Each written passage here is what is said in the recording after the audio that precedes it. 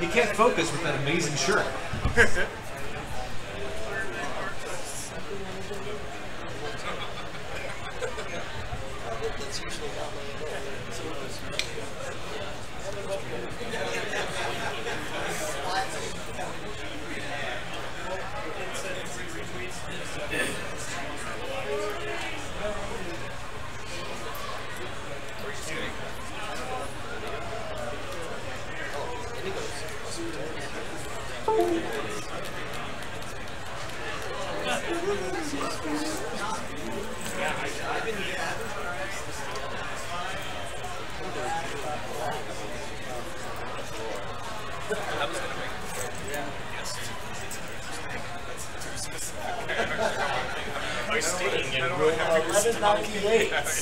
Merritt, come on by.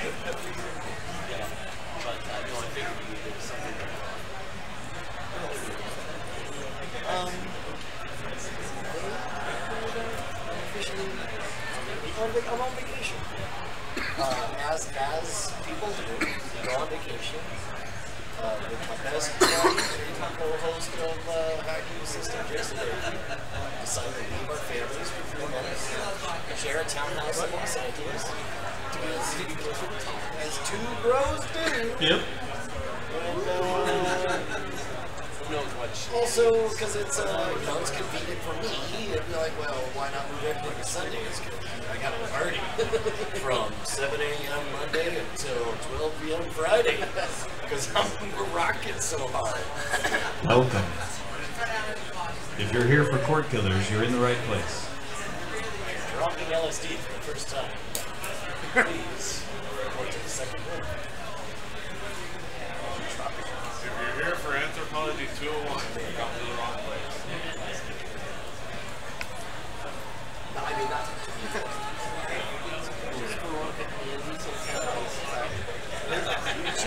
ice time. Check it and see. At a temperature of Celsius 3. The elaborate plan is good. Did you know this was going to happen? Yeah.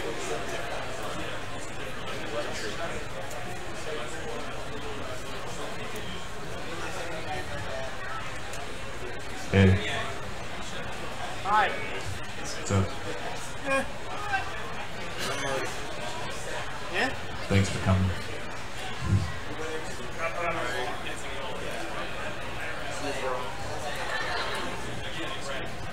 3 minutos.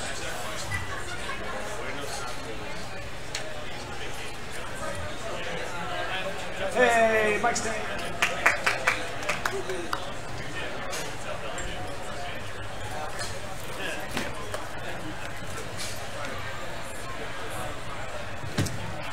Okay, I gotta remember, I am not taller.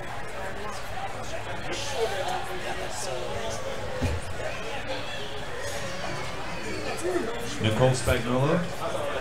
Nicole Spagnuolo. You have to say Pedro. Nicole, you are off the hook. You may carry on your conversation with Jesus now.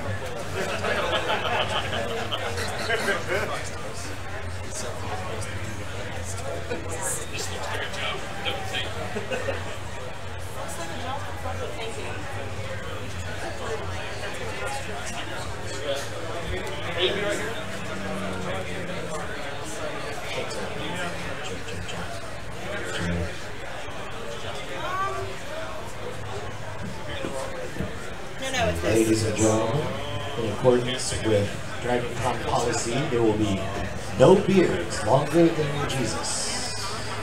If your beard is as long as Jesus' beard, we are going to have to ask you to leave. Please join the Jesus Beard measuring booth. Please, thank you. Can I have another one after that? I was going to say just one. This is my pencil. Yeah. Look, I just need that for class. There's some gap on it. There's some gap on it. Just, I can use that. Thank you very much. Well,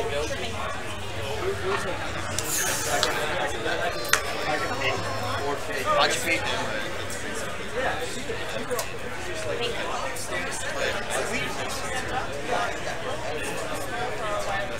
got a knife? We're not making it long. He's not right at it. Oh,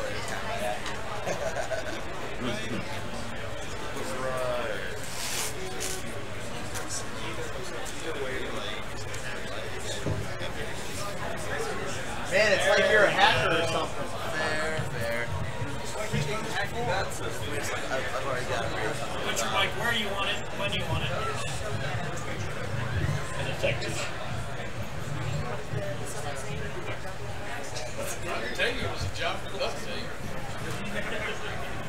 Ideas like that, you should get a television. You doing okay, Alexa? Everybody be nice to this mic, please. Gentle. And don't touch it. You can watch what you want, when you want, where you want, but don't touch that damn mic.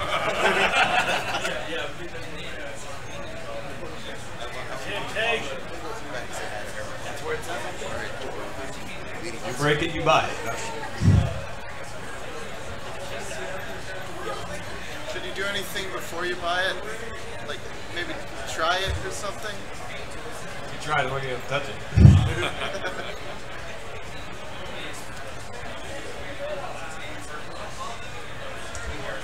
We are waiting for the technical go-ahead. I need a go or no go from all departments. We are go Alpha Geek Radio. Are we go Alpha Geek Radio? Yes. Are we go Accuzod? We are go Accuzod. Are we go Lonely.geek? We are go. We are go for streaming. We are go for content. Or we go for audience. We are go for audience.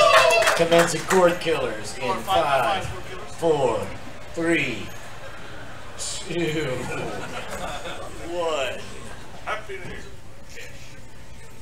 Oh man, and a half playing the music and off. No audio? Are we go for audio? Yeah, maybe we should have involved audio in that go no go. I muted because we're cackling there. All right, here we go. Are we go for audio? All right, here we go.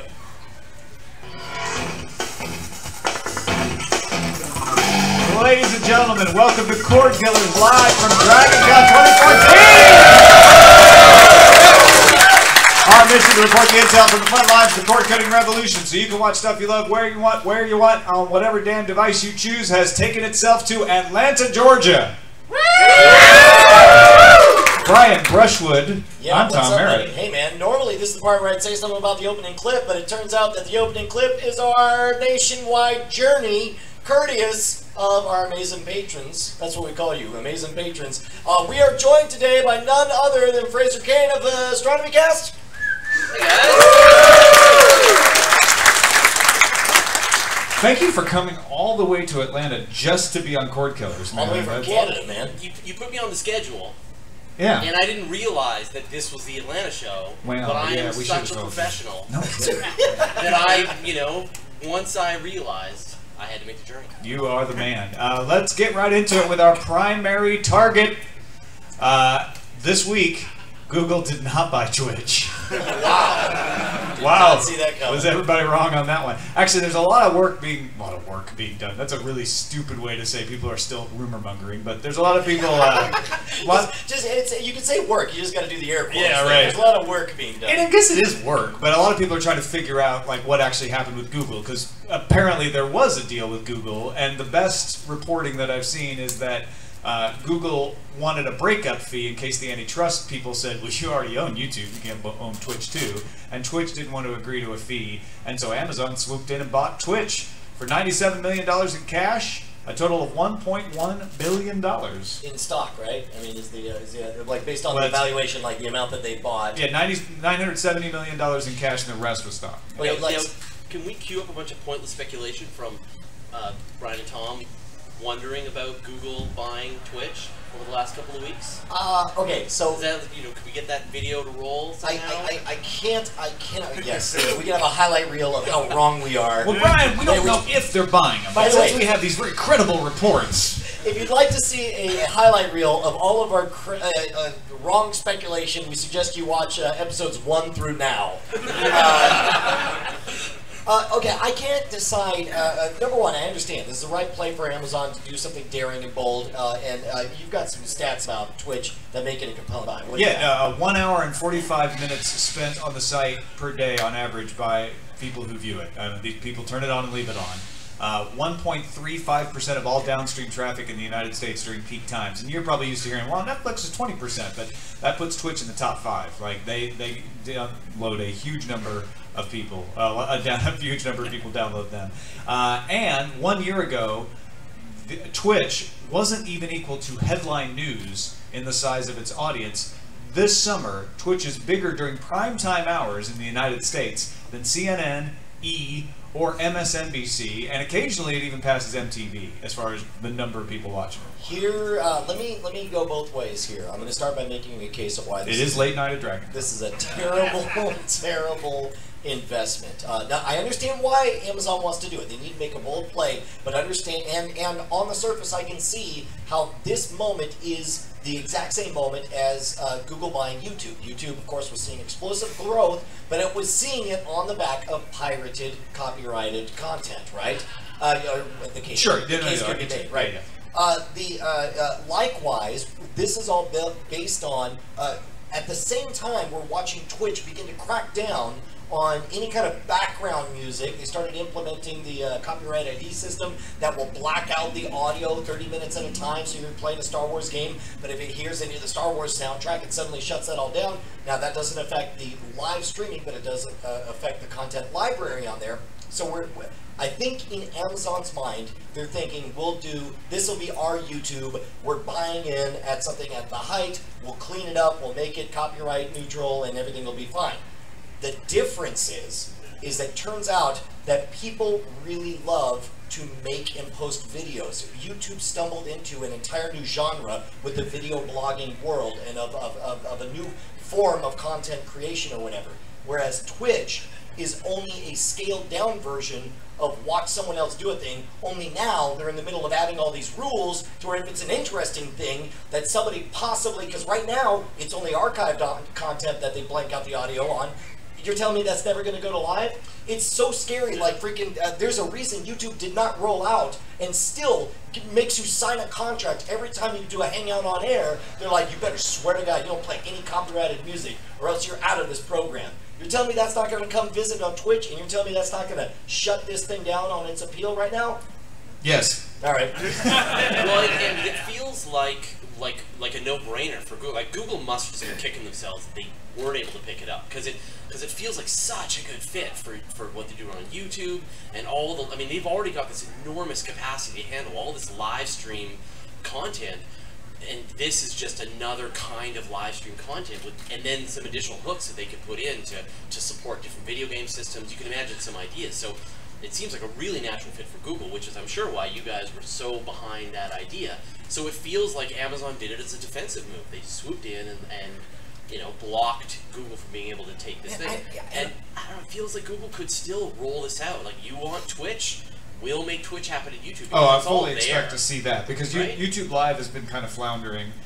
They've been trying to figure out a better way to do Let's Play videos on YouTube, and there are a lot of people doing it. I mean, biggest non-music act on YouTube, and sometimes the biggest is PewDiePie, who is a video game blogger. So, that's gonna happen. YouTube's gonna come out with their Twitch service for sure. And what if they have some kind of dongle, like something connected with the Chromecast? Like, they've already figured out how. Like if you've got a Chromecast, you can stream from it. Yeah, stream from some additional plugs you can put into it. Take your PS3. Let's daisy chain some other HDMI into your Chromecast, and then boom, you're live streaming out onto YouTube. Like they've figured out every piece of the process. They just haven't got the brand yet. I don't know. I'm so of two minds. Like the only way I see this being a winning move for Amazon is if they leverage their position to essentially do the opposite of what Google did with YouTube.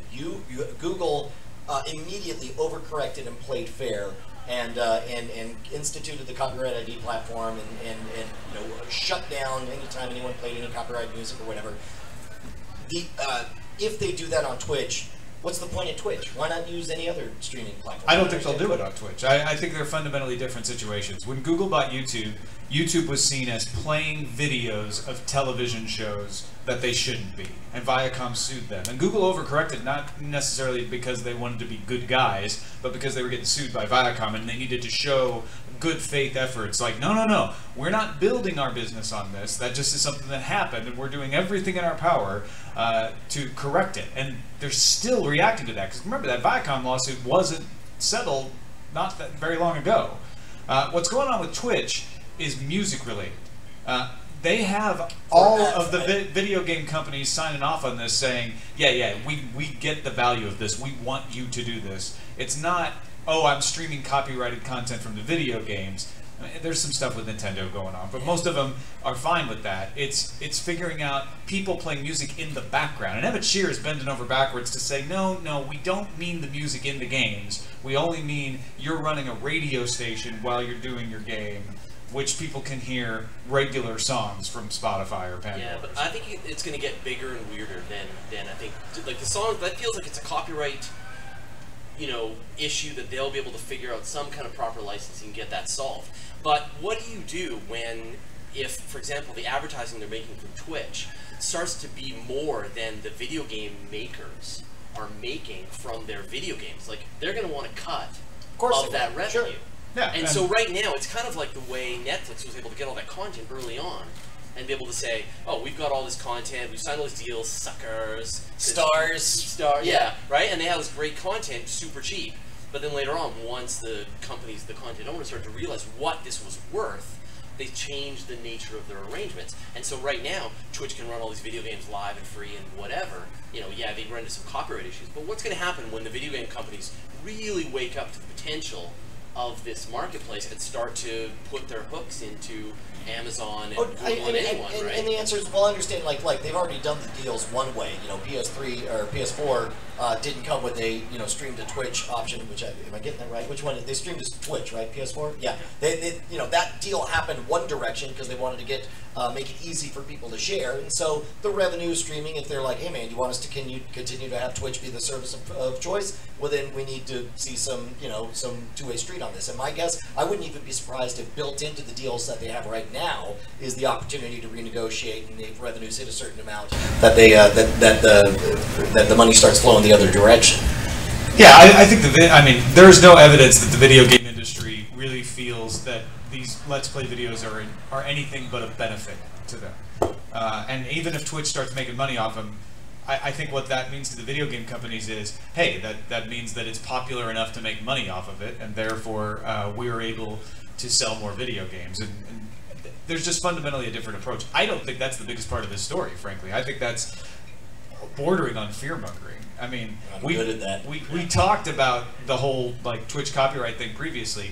Amazon getting them is so much more interesting to me because this is entirely new for them. I mean, yes, they've got Amazon Prime and they've done video and they're doing pilots with heavily produced things like Netflix, but they've never had any kind of user-generated content for video. They've only had things like Goodreads and there's a little bit of self-publishing goes on with Audible and obviously Kindle Direct. That's about it. Holy crap. Wrap your mind around this. This is not them expanding into a new space. This is them capturing existing markets. So don't think of this as like, oh, now finally Amazon has a foothold in a social community. They're like, guess what? Your social community now automatically watches what video game you're playing and tries to sell it to you over and over and over again. Yeah.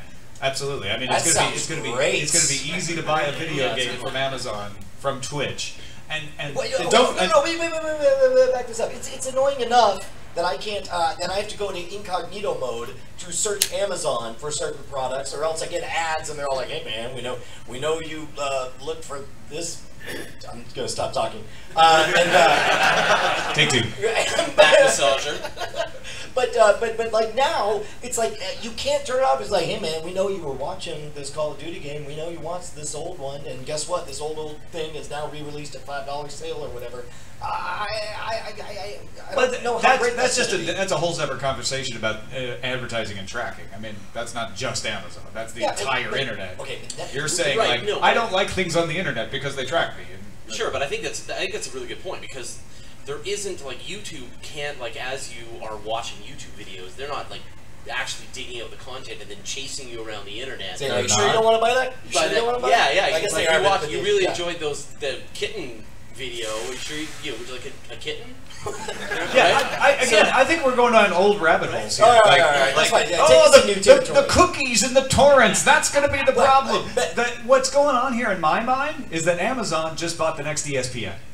Like, esports is going to be, it's not even, I mean, user-created videos will be big on Twitch, but what Twitch is becoming is the place where you watch pro gaming. This is where you watch everything that happens in video games. I don't agree. I would say of the last 10 You don't think people do that on Twitch? Oh, no, I mean, I think clearly they do, but I would say the last 10 times I've tuned into Twitch, one has been a major announcement where I'm watching along with a bunch of other people. The other 9 times I'm watching my buddies. And if it's my buddies, they're not buying ESPN, they're buying MySpace, which is a social network that we've seen can get dumped and dropped for another one. To me, that sounds like in the mid-2000s saying, Google just bought a bunch of people who make cat videos. No. They bought freaking brand share and Viacom's content. I mean, depending on the argument you make. I don't know. Maybe I'm wrong. I mean, let me ask you guys. How many of you guys tune in to Hands in the Air? Hold on. That's not my point. My point isn't what's happening now. My point is that's what's going. That's where Twitch is going, and it's going to be huge in esports, and esports is going to get bigger and bigger. So go ahead and ask your question. But I just want to be clear. For the audience I here, fully expect everyone to say I don't watch a lot of esports. No. And that's not where I'm headed. If you have, first of all, hands in the air if you guys have watched Twitch.tv in the last month, at any point. Okay. Yeah, that's a big number. Okay, keep your hands in the air. Keep your hands in the air. Keep your hands in the air if what you were watching was a personal friend of yours. Hands in the air. Okay, most of them went down, so I was wrong. Next subject. All right. Well, I think, but one of the things that I really love about this story and just about Twitch in general is how the internet has shown us types of content that people want to consume that the traditional media had no idea. It's like it's what search engines were to content. They suddenly realized that people they don't want to read the newspaper, they want to find things, and that was brand new. And so Twitch just demonstrated that no, people legitimately want to watch other people play video games, and that there could have been television channels could have been around for 5-10 years that all they did was just show people playing video games, and they would have done great, and nobody figured it out until you had something like Twitch come along and demonstrate. And what's funny about this is what we're seeing is the little subsection on Justin TV that they created because they thought maybe some people would do this, which they then had to spin out as its own thing and then shut Justin TV down and made $1.1 billion selling the little subsection. I'll tell you what, I'm gonna be honest here. I'm gonna pull back the curtain. I think I'm just sore that they shut down Justin.tv. I think I'm pounding Is about that right? Yeah, is that what this is? Okay, I'm glad we got to the bottom of it. Because essentially what they're doing is what one, and again, I guess, you do want to have a specific purpose, you do want to have a specific brand, but as a content creator who built his entire live streaming career on an open-ended platform that allowed you to broadcast what you want, when you want, wherever you were, that dream is dead. Ustream still exists. No. Justin TV, my account is shut down. I no longer can transmit from my app. Anything that's on Twitch.tv has to be. I'm talking about Justin.tv. No, but I just said you can still broadcast what you want, where you want on Ustream. Or on YouTube. Hangouts.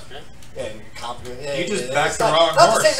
Not the same. My point is that Justin.tv is where I made my bones, and now they're like, well, new rules. You can only do it if it's. We can't even broadcast CordKillers on my Twitch TV account. Right. Like, that sucks. There's nothing great about that. Go pick something else. That's not what it's for. But if you're Trump or you're Artosis, and you've got millions of people watching you do playthrough videos, like you're the next generation. Well, good for them. High five. Old man Brian doesn't play the video games on the Twitch. All right. You do play video games on the Twitch, though. Not anymore. I play them on Meta CDN now. I guess that's the other thing, too, is we're having to pay out of pocket now in order to get the same thing that we used to, and it's because, I mean, whatever. Congratulations, assholes. Title. Hey, you know who we should congratulate? Assholes. ourselves. Yeah, exactly, ourselves. Well, specifically, I think you're talking about. No, I was going to say we congratulate ourselves because we have convinced people to support this show. Oh my gosh. 1,952. We're so close to my dream of having over 2,000 bosses. I told Bonnie once, I said, someday I'm going to quit this job, and hopefully I'll have a job with 1,999 more bosses than this job. And she said, where did that accent come from? Yeah. And lo and do behold. we have any of our bosses in the audience?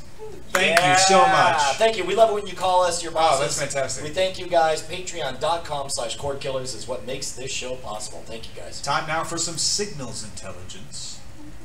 This is the section about the streaming services you can use, and this one actually involves a little hardware, but it's mostly about Amazon and Netflix. 4K, which we're in that awkward phase of 4K. The voice is changing. It has a hard time controlling its impulses, but it is maturing. You can now, starting in October, get 4K Amazon Prime streaming, as well as in Europe, they're adding 4K Netflix, Walkie TV, Chili, and Maxdome to Samsung televisions. Netflix has been streaming in 4K in the US since April, which most of you forgot, if you ever did know. And Samsung began 4K broadcast in April with Korean cable provider CJ HelloVision. This is all kind of like, yeah, I can't afford a 4K TV anyway, but it is that point where we start to see some actual content. Now, I remember when this happened with high definition television, it was the Discovery HD Theater. It was, Mark Cuban's HD Net. Yeah. Like enthusiasm for the very idea of high definition television was so high out of the gates that literally setting up a camera in a cornfield to watch the sunrise was content for an hour. Now, think about this. The equivalent to 4K is online streaming services. It's Netflix, it's Amazon, it's Walkie. Those are the first to be available for you to watch in 4K. Yes. And the last. Wait, you think 4K is going nowhere? No. I just think like, are they going to deliver them on discs? Oh no. Hard drives? Yeah. No, I see. Yeah, You know what I mean? You're saying physical media is dead. Yeah. Like we're not going to have it in the physical media. We're going to just have it all just delivered streaming electronically. I feel like the rush to 4K is tepid but necessary, which also could be the title of the show. I'll tell you what, let's try another experiment. Everyone raise your hands to the extent that you're excited about 4K content. It's a very low number. I do, however, believe 4K will be an important middle step along the way to, we've talked about this before, I have a friend of mine who's now like a vice president over at an unnamed Hollywood company who says that the buzz is all about the ultra high dynamic range television. Ultra HD is another name for 4K. Well, no, not high definition, HDR, high dynamic range, right? And so the idea is, when they show, not that you want to be blinded by the actual sun, but imagine going and it was so realistic that when the sun came out, you squinted. Like, that stuff in every tech demo that they've done, people are like, I can't see the difference between 2K and 4K, but it's like, I know I ain't never seen nothing like that before. And it's a technology that they can retroactively go in and introduce, and so we're going to see televisions that are taking advantage of this. However, a prerequisite to give this kind of ultra lifelike experience means we got to move to 4K, which nobody cares about, in order to get to this high dynamic range television, which people, I think, will care about. And I'd be curious to find out why people don't care about 4K, because people didn't care about HD in the early days either. Mostly it was because... Oh, no, I disagray. How many guys... Okay, raise your hand. Hold on. Let me finish here, Ross Perot. Sorry. I'm talking about 1999, 2000. People said, yeah, HD, that's great. I can't watch any content and it's way too expensive. And there were people who were like, what are you talking about? This is great. I'll pay any amount of money. And there are people talking about 4K in that same way. But most people are like, I can't really watch Yeah, that. but it's just a question of cost. I mean, you can go out and you can buy an HD TV that's reasonably sized for a couple $100 now. And so when the price of the 4K TVs come down, then you'll buy one because that'll just be like, yeah, I'll just bring the $800 instead of the $500 to get. I disagree with both of you. Because the cost is lower to make the jump to 4K. You can get a 4K television for under $500, and the enthusiasm.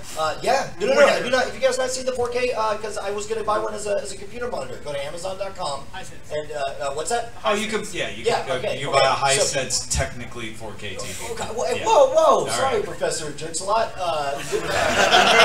Here's my point: is that the excitement was higher despite the cost being Actually, higher. I got a better example for you. Okay, A all right, Samsung 60 hertz smart LED 40-inch 4K for $1,000. Wow, 40-inch. Yeah. That's Yeah. big. And that's All right, like, and so we're still on the cutting edge of this. okay, so here's my point: is the barrier to entry is lower, and yet the excitement is lower. Whereas back in the HD days, it was a huge barrier of entry to get in, and yet people were still buying it, and they were watching sunsets on cornfields because they were so excited about it. Nobody's doing that with 4K. Doesn't matter. I will concede that. I will concede that people are definitely less excited about 4K than HD. I think you've. Yeah, I but think it you've doesn't made that matter. point. There's still. Would you say the response is tepid but necessary? I would say it's both tepid but also necessary. Yeah, I mean, they're all going to switch to it.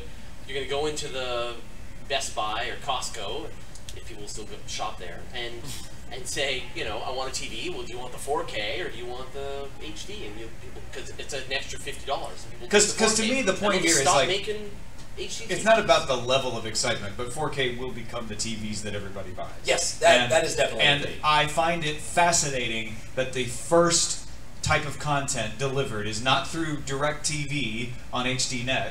It is not Discovery HD Theater. It is Netflix and Amazon Prime. That's and a I very think good that's one. very telling about the direction of the kind of content that we're going to get. Agreed. Well, that's no good. Let's move on to Gear Up then. Gear Up is our segment where we talk about hardware, the kind of hardware you can use to watch the television shows that you want where you want. And TiVo just came out with a box that sort of wins the cord cutting war temporarily.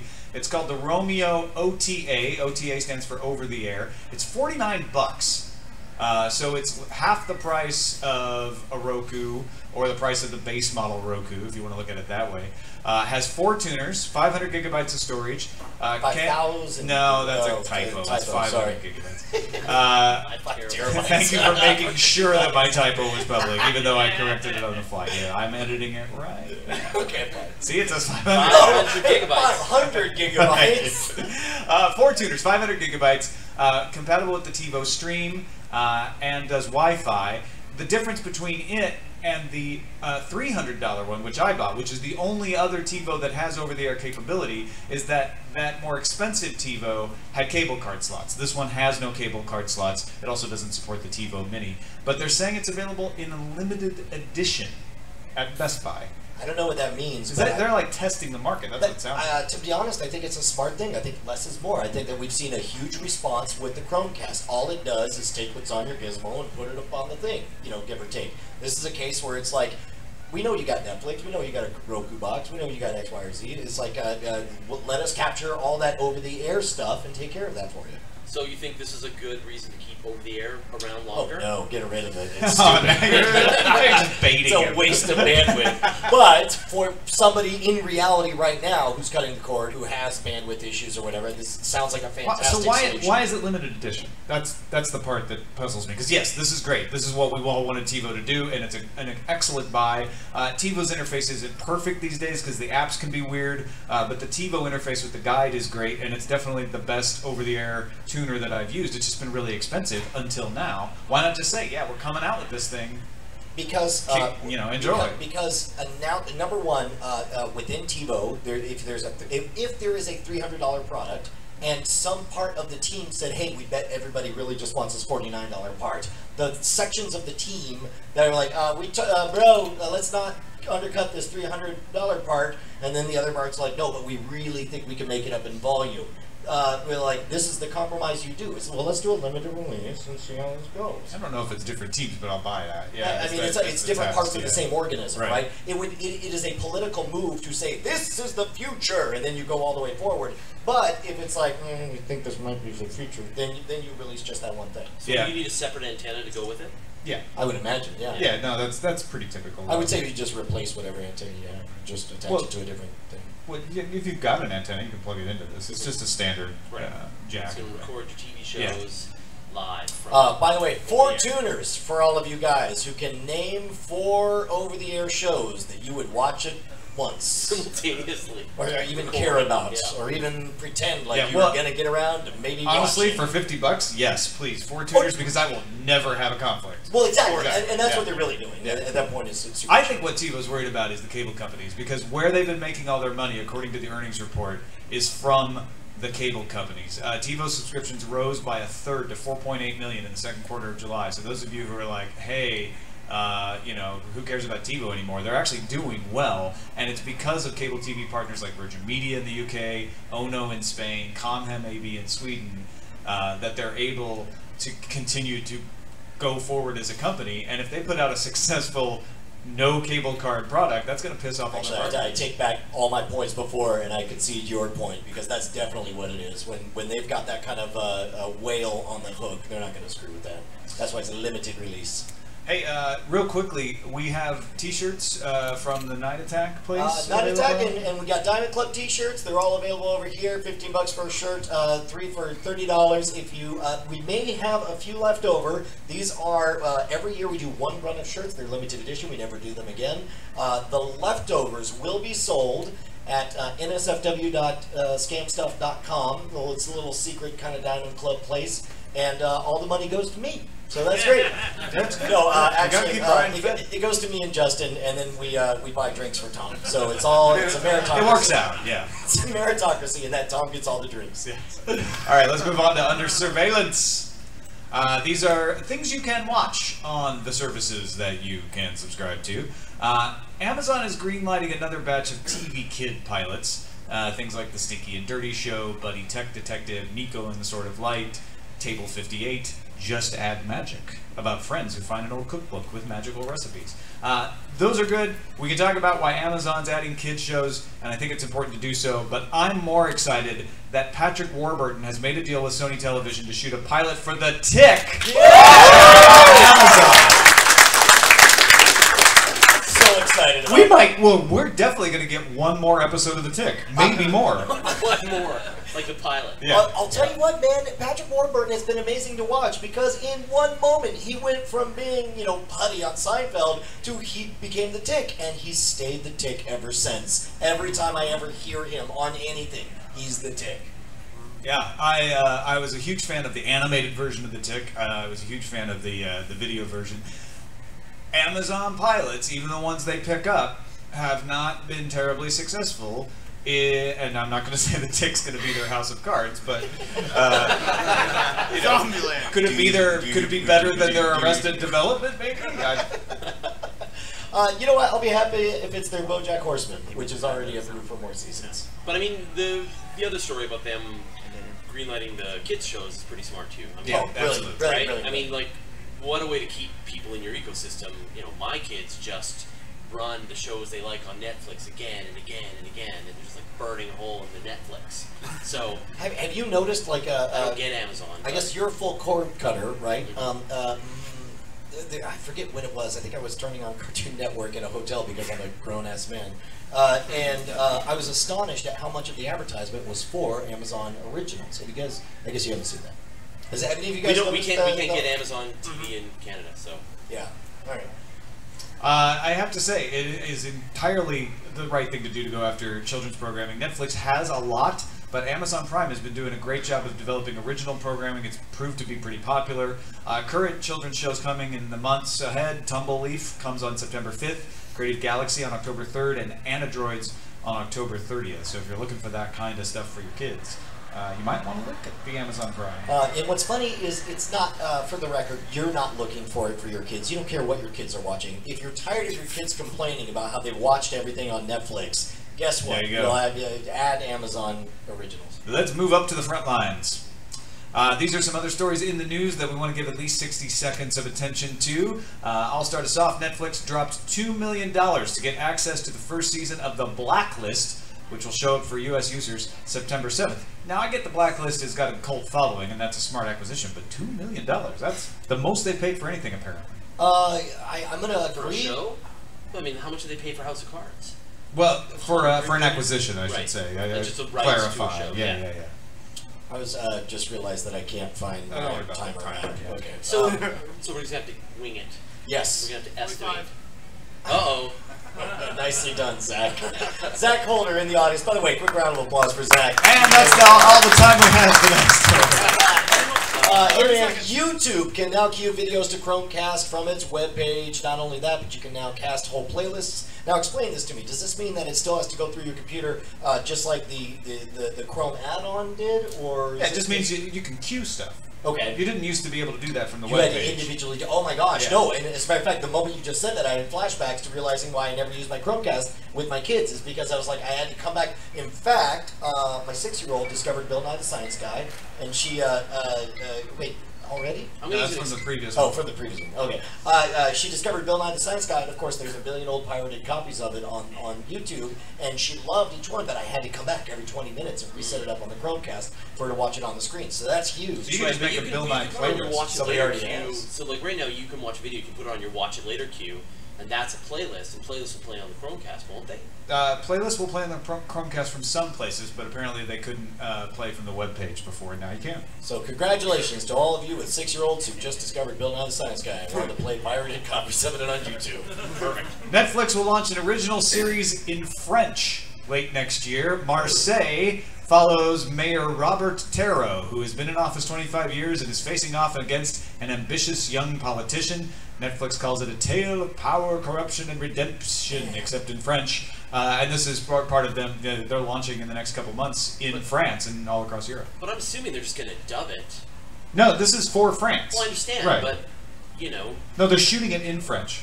But then they'll dub it Well, okay, in English, right? maybe. Also, it's it's House of Cards for the France No, I market. understand, Yeah, but, yeah. Right, but I'm saying like right now, there's lots of content that you can watch on Netflix, and you just watch it in you can either watch it in Japanese or you can watch it in English. Sure. Right. Okay. So then they're just making it available to all the countries at the same time. I Not just imagine they France. might, Like yeah. they're not just going to restrict it only to French. I feel like a House of Cards in France would be like sex, corruption. Whatever. Yeah, I thought the interesting thing here was that they're actually spending money creating an original for a particular country they're launching in, which they haven't really done, I don't think. Now, number one, I do agree. I think both of you guys are right, and I think it's a remarkable story in both regards. I think that it's remarkable that they're launching in an language other than English, and I think it's the hidden story that it's almost a done. You could almost take it to the bank that they'll probably the next announcement will be the celebrities who are doing the dubbing to bring it to. Well, it's Yeah. like Lilyhammer. Lilyhammer was their first original, and half of it's dubbed, right? Yeah. Yeah. Take it away, Brian. Oh, Brushwood. Canada's Cable Giants. This one's for you. I feel like actually you should read this one. It's Canada's Cable Giants. All right, so Rogers and Shaw, which both suck, There's some Canadian are video. launching a subscription-based service available only to its internet or TV subscribers for $9 a month starting in November. Now, sign me up. Wait, that's fast. What kind of cord cutter is just like, those guys suck, take my money? Well, I don't have their television. Do you have their internet? Yeah. Then you can get it. But Yeah. you would. But you would. have to have their internet. If Well, I you're do. on a different internet, There's only two. then you're great. You're great. That's awesome. Socialism works. You got two choices, bro. But if you're on the wrong choice, then you can't get the show me. Does it work with Rogers? It works with Rogers Does and it work Shaw. with Shaw? But there are other And ISPs. that is my internet service provider. But there are other ISPs Yeah, besides no, Rogers. Hey, man, Netflix didn't win any Emmys during the primetime ceremony. Out of 31 nominations, they took home 7 of the Emmys, given away at the Creative Arts Academy this week before. Last year, David Fincher won a primetime Emmy for Best Directing, and we all know this means the end of cord cutting. Yep, it's done. Netflix is out of the race now. Cosmos won a bunch. Well, okay. do you think it was a backlash against? I No. mean, because Orange is the New Black was very popular and it got all the nominations. But First of all, neither Orange is the New Black Season 2, nor But this is for House Season of Cards. Okay, whatever. Neither. First of all, none of those, all of them were a decrease in quality compared to House of Cards last year. House of Cards was truly exceptional and wonderful. None of those contenders were nearly as good, and it's right that they didn't get the awards. there you go. They just Jerks. sucked. Someone didn't win an Emmy this year. I feel like I'm just saying, hacking the system was snubbed. You weren't even invited. I kind of think it was a backlash in a way. I think you make a fair point that the quality may have been a drop-off too, but I don't think it was such a drop-off that it should have eliminated them from possibly winning an award. You have to look at what else did win awards, obviously, but I think there was some enthusiasm to give House of Cards in its first season, like, hey, this is really good and it's Netflix, it's disruptive, that's cool, that's attractive, and then the next year it's like, yeah, we don't want to just be giving stuff to the online people because they're online, and it's a little bit of a reverse. I wouldn't have felt bad if they gave Orange is the New Black an Emmy because it was exceptional as in different, but definitely House of Cards really took a hit, and maybe who knows. I know we have fans over at that show. I assume you guys are setting up an even more amazing season 3 that's better than the season 2. All right, we're gonna skip on screen. First of all, because Brian's been traveling so much, he hasn't watched a lot of things. And I'm going to talk about the things I watched at Spoiler in Time at the very end of this panel. And we also want to leave some time to take some Q&A from the audience. But Fraser, I don't want to cut you out. Is there anything in particular that has really been, because you always give us great suggestions. Yeah, so I've been letting Netflix choose my shows to watch. And I've literally Netflix, I trust you, where are we going to go next? And so it had me watch Death Note, which is anime, and I'd never seen that before, and I just loved the hell out of this. It's a great anime, and then I also watched Sword Art Online, which I watched with my kids, and they really loved it, and I really enjoyed it too. So Sword Art Online, Death Note, 2 animes that I've been kind of powering through. Excellent.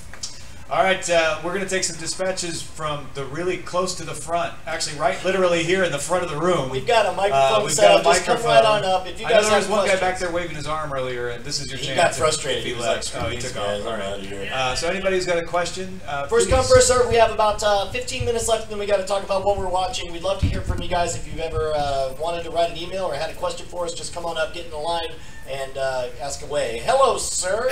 Hello. Who are you? Who am I? I'm Merritt from Colorado. That's who I am. Are you sure? Maybe. My question is, am I a bad guy for running back to the ex-girlfriend of Comcast Cable in April? No, I don't think you're a bad guy on the face of it. Why did you run back? Internet, and then I had a cable card slot in my computer that was just collecting dust, and I wanted to use it again. Well, you're not a bad person, exactly. But maybe you could. And the only thing I do watch live is sports. Wait, real quick. Here's how you tell if you're a bad person. I'm going to ask you 3 questions. Are you watching what you want? Yes. Are you watching when you want? Yes. Are you watching on the device you want? Sometimes. And I almost had a thing there. Yeah, that was close. It's tough. Like as a, I'm a total cord cutter. And so part of that is that I'm not able to really watch all the latest stuff, just because now $9 I'm on board.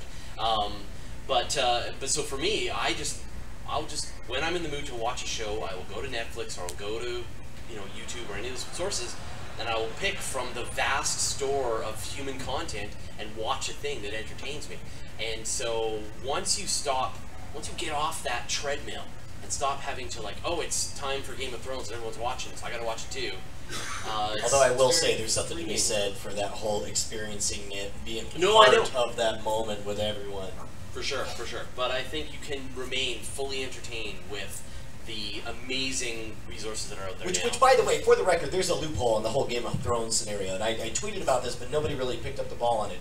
The moment HBO Go is incredible because it releases the show at the same time simultaneously online as on cable, which as far as I know is the only one that does that. However, you can actually skip right to the end of the so everyone watching live is watching Game of Thrones, and you can jump the moment it launches to the end, grab some screen grabs, make some quote-unquote hilarious memes, and be the most hated and famous person on the internet for exactly 40 minutes. Wow, I can't believe anyone's not taking you up on that. I told everyone on Twitter, somebody should do this. And when you do it, it's one of the rare signs of restraint the internet has shown. Yeah, right? But yeah, to answer your question, I don't think it's a moral issue of going back to cable and doing something. If it suits your needs, and it's in your budget, then yeah, why not? And most of the stuff is available online on demand, and they're doing the live streaming stuff through Comcast. We get it, Rick. You're absolved. Get out of here. Rick Foster, Go ladies in and gentlemen. peace, Rick. Yes, sir. 2 Hail Marys. What's up, guys? I'm Reggie from Atlanta. I'm Hey, one Reggie. of your bosses. Thank you, boss. What's up? First, I'll say I'm not a cord killer. I'm more of a cord augmenter. Augmenter? Wait, meaning- you work for the cord industry? Absolutely.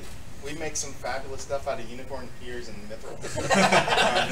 Yes, I work for Monster. No, I don't work for Monster. My question is, given all the different services, you've got Hulu Plus and Amazon and Netflix and all that stuff, how close do you think we are to the big giant cable runners realizing that despite the fact that they don't want to be dumb pipes, they are dumb pipes? I think they already know. I think they all know right now. I think everything we're It's seeing. a rear guard action. I think every legal action you're seeing is part of a budget meant to put up a front and meant to slow things down just enough so they can get the content deals worked out on the back end. And I think in the meantime, the marching orders are poke around on the side, see what people respond to, take some high-risk gambles that maybe will explode in limited markets or whatever. But I think they all already know. I think, 5 years? I think 5 years. We're looking at a whole different landscape. But I mean, is a Gordian knot that they can't untie? That they've got all of these, local markets that are paying for rights, and the content's got to flow. And so how can they shut these people off and go online only without sort of cutting all these people away and all the advertising and all that? So, I mean, are they just going to be fighting with this knot until they all just explode? It's a tricky dance. Yeah, how much of it is contract deals? I mean, a lot of the panels I've gone through over the past weekend, you hear all of the talent talk about, oh, well, the network or the studio has these contract deals with releasing things online and releasing things to the cable networks. So how long before we get all of that finally Well, That's a is complicating factor. Yeah. That's definitely a complicating factor. I know that the music industry is just now, not even fully, getting to the point where your online deal is included in the negotiation from the beginning. And for a long time, a lot of artists were running into the problem of like, oh, I'm not getting any money for online sales, so I'm going to resist online sales because that was not part of my deal. And the record label's just selling the money and selling the albums and keeping all the money. And so TV and video movies, they've got to go through some of that. I think because music went through it, it might be a little faster. And I think the bigger complexity is the fact that the cable companies don't want to undermine the existing market faster than they have to, because so many people are keeping cable for one reason or another. That you're going to see things like Show Me that Rogers and Shaw are doing more often, and Comcast has their own Xfinity on demand type of service. It isn't online only, but I wouldn't be terribly surprised to see a version of it go online only. I know they're trying to I'll tell you where the most insidious parts of and I love that imagery of the Gordian knot, because you can get most of a knot out and get most of the use of a cord and still have little bits of it tangled in there. And like I think about like music licensing deals, and I think about the fact that people write in saying Supernatural was awesome when it was over the air because we were hearing classic rock played. It's crappy and embarrassing on Netflix because it's fake AC/DC that they're playing, and they have to go back and put in royalty-free music and all that stuff. That stuff is going to take a long time to get smoothed out, if ever. There may be these vestiges 20 years from now where it's like you will never see this original version because it's for the old stuff. Yeah, you're right. But I mean, this thing with Sean Rogers, may they die in a fire. In Canada, my condolences.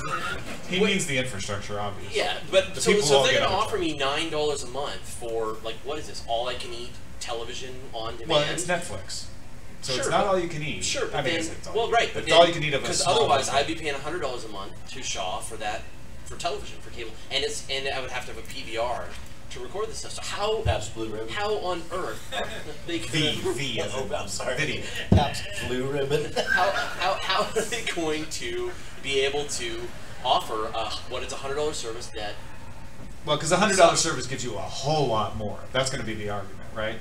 What Show Me is going to have is 14,000 television shows and a couple thousand movies. and what you get with your DVR and the regular service is everything broadcast that day from everybody, which is a significant amount more. All right, we're short on time. Let's take more question. Hi, who are you? Hi, my name is Zan, and longtime listener of like all your podcasts. And I have a quick backstory and then my question. My backstory is that I am currently employed with a 9-to-5 job, and I am naturally very nocturnal. So now that I can watch everything I want all the time, how do I turn it off and go to bed? Oh my god. To be honest, this is no lie.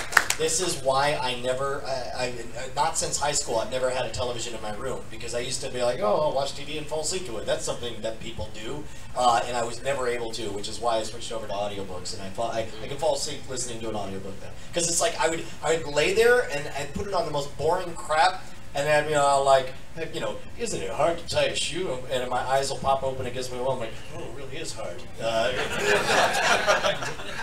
Yeah, I don't know. Put it on network television. Yeah, we get so many people who tell us. I don't know if you guys get this email that they listen to us before they go to sleep at night. Yeah, I do. Like the first time I came and saw you live, Tom Merritt, a few years ago, and I met you briefly at the Eternal Members Party, and I felt like I was staring at you awkwardly because I'm so used to hearing your voice as I fall asleep, because part of the reason I first started listening to podcasts was because I could fall asleep listening to it, and then in the morning I'd get up and on my drive, like I would just start the podcast where I fell asleep the night before. So just the sound of your voice is making me a little bit sleepy, but I'm over it now. That's really the service we provide. We think we're entertaining people. See, we're really putting them to sleep. To be honest, I think we're going about this all wrong. I feel like we're like, hello, lovelies. Welcome to CordKillers. We just thought we'd slip into bed with you and send you off to sleep. How would you guys like to talk about over-the-air broadcasts? Thank you for your question. Hello, sir. By the way, my favorite cryptic is Ogopogo. Oh, yes, that's a good one. Crossover, different panel. How far do you think we are to a mechanical royalty situation where you can watch whatever you want, then just send some money And down? we've talked about this before, and of course, mechanical royalties are you could do in music by anyone can cover anyone else's music, and they just have to pay an automatic or mechanical royalty. But as we talked about, there's been mechanical royalties in radio for performance, but not for copyright. Right. The answer is, I think it's that same Gordian knot. I think that effectively we will get most of the kinks worked out in the next 5 years. I think. I don't know if that one ever gets worked out. But 100%, I think there's going to be things that get lost in the shelf life. Well, the problem with it requires a legal change, right? You have to have somebody, or it can be done voluntarily, but it has to be everybody agreeing either to change the law or to create a voluntary system that everybody's going to participate in. That I can stream any video I want from a service, and all I have to do is pay a mechanical royalty. It used to be that way for cable television. You used to be able to rebroadcast anything under a mechanical royalty, and in 1996 they changed the law in the U.S. saying, yeah, that's still the law, but then the broadcaster can decide to withdraw from that law and charge you to rebroadcast. And of course, that's what they all do. And keep in mind, it's not just the legal side of things. Also, there's the commercial side of things. A big part of, as perverse as it sounds, we celebrate the fact that Hulu has so many ads because it means a lot of people are paying to have content on Hulu. Which means, not when you're paying for Plus. That's totally different. But with companies like Nielsen, they have to track for a view to count. It means every viewer has to see the same episode, the same version of the same episode, which means if there's licensed music in the broadcast one but not licensed music in the other one, you can't count that as the same. They also have to see the same ads in the same order at the same time to the same demographic and the same device. Which, if there were a mechanical royalty that worked, obviously they'd be like, we don't care when you watch it, we're going to get a royalty. But I just don't see that ever being financially compelling enough for them to give up the advertising model or the sales Right, but model. you can imagine it being everywhere in between. I mean, it's really just a technology problem. So, if you decide that your piece of content needs to be played with advertising for this amount for advertising, or a person can rent it for this amount, or a person can buy it for that amount, and then you let that content out, as long as that's somehow reinforcing on the content, there's no technical reason why this all can't be done. It's just implementing, and back to the Gordian knot, I really feel like like they're not going to be able to figure this out. That we're going to see the organic stuff, the organic media like Netflix, things like that, that are created online only, that are able to crack it because they just don't have any of this stuff holding them back as they move forward. No, because what would be awesome is to have like a universal media card that you pay and somebody else does the the resolving of who gets what money for. You're 100% right. You know what else would be awesome? Hoverboards. All right, hey, we only have a few minutes left. What do you say we take a little bit of time to do some spoilering? Well, let's wrap up CordKillers, right? Oh wait, we have to finish the official show. So thank you, Fraser Kane, award-winning podcaster as of today. Actually, a second award, the first solo win. Congratulations. Always a pleasure. Universe Today, obviously, one of your podcasts. Yeah, and Astronomy Cast. And Astronomy Cast, and check out HeroX.com because that's pretty cool too, and that's where Fraser works. Anything else to let people know before we go? No, definitely check out the videos we're doing on Universe Today. This is what we won the Parsec Award for. It's our guide to space videos. Oh my God, they're so good, so super polished, so high end, so as good as anything I can afford. No, I'm going to tell you what, man.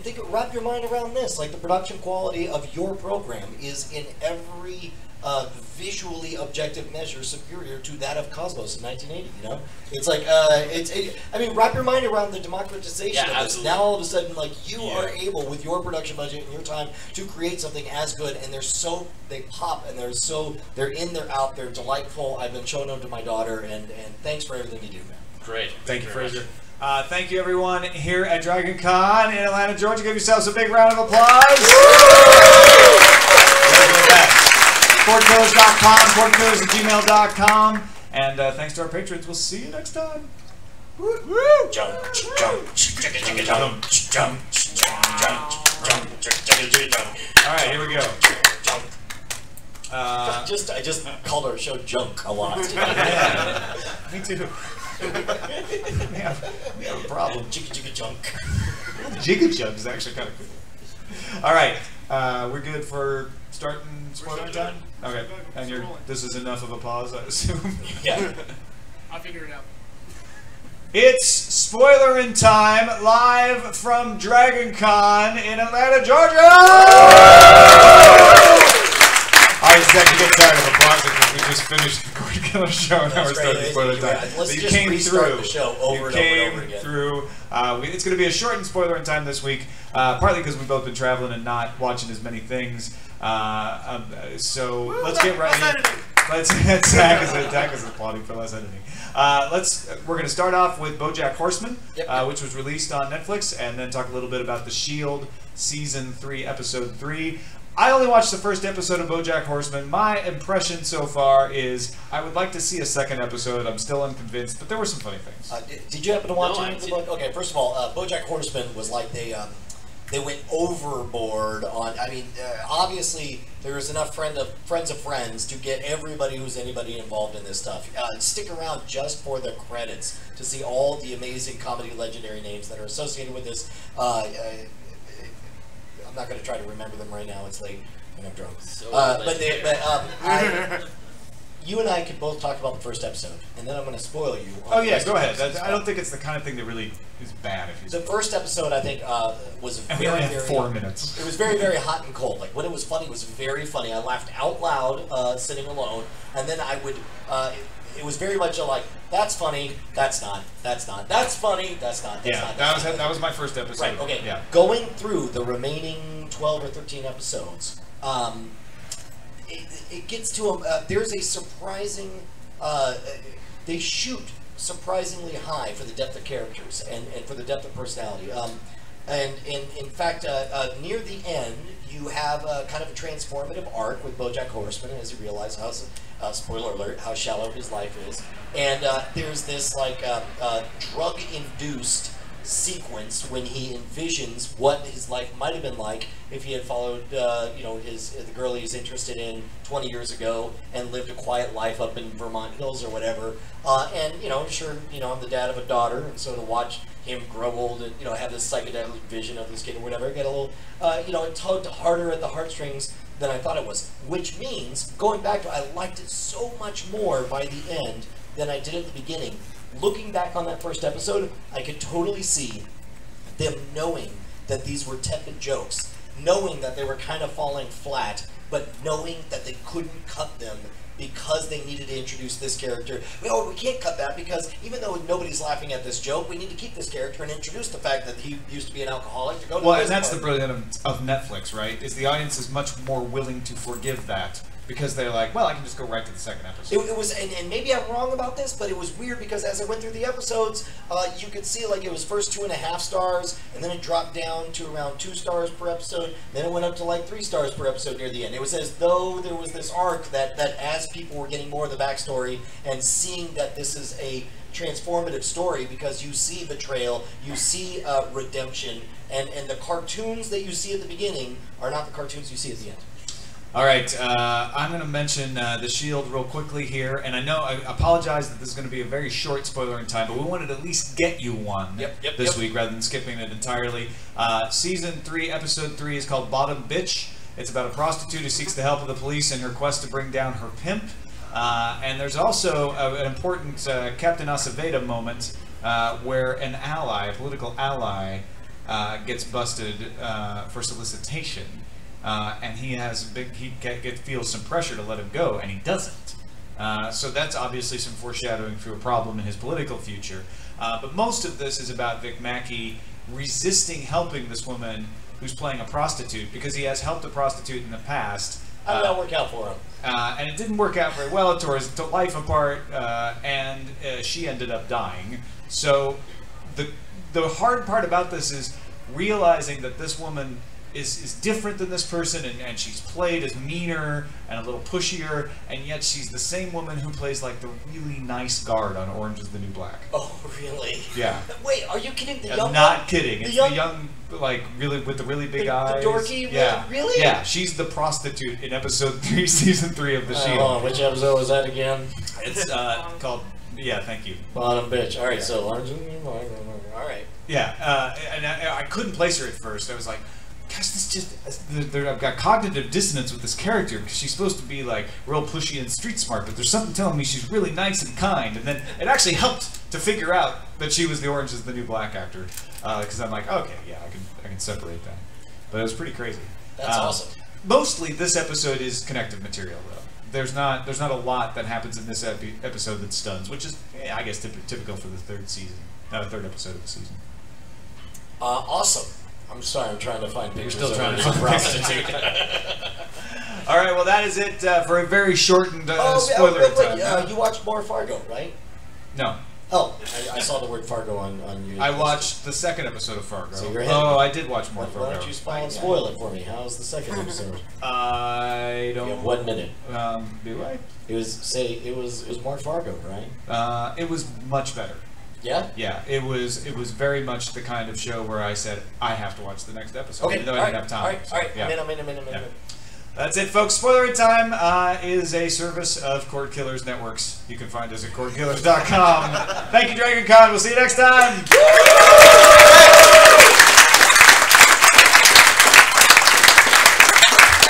Service of CordKillers Networks, LLC. I totally forgot I watched Fargo. That was amazing. No, I didn't. Good. Dude, you are